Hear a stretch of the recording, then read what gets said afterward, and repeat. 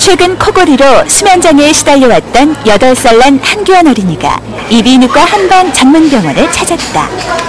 규원이는 수면장애로 항상 낮 활동이 나른하고 멍한 상태가 많았다는데, 여행을 갈 때나 할 때, 기차를 탈 때나 할 때 코를 너무 성인처럼 심하게 보니까 사람들이 깜짝깜짝 놀라더라고요. 아니, 아이가 저렇게 코를 심하게 구나. 또 본인도 잠잘 때 자고 일어나면 좀 개운하지도 않고 항상 피곤해 있고 애가.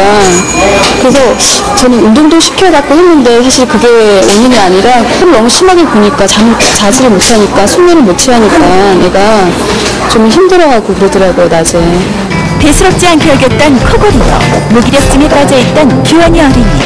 엄마와 함께 진료실로 향하는데, 규원이의 귓속과 목구멍을 촬영해보니 붉게 부어올라 한눈에도 알 수 있듯 그리 상태가 좋지 않고, 그래도 예전에 비해 좋아진 상태라니 그동안의 고생을 알만하다.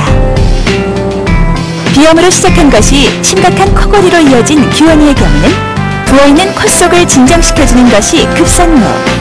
그런 규원이에게 원장님은 면봉 치료와 혀를 자극하는 이침 치료를 하는데, 현재 규원이의 상태는 어떨까?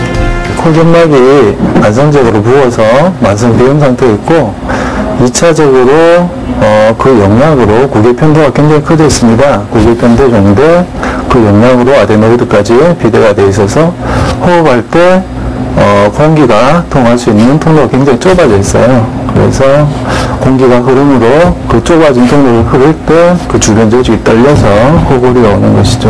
보통 어린이 코골이의 원인은 이렇게 아데노이드나 편도 쪽으로 종대 쪽이 와서 그렇게 오는 경우가 대부분 많습니다.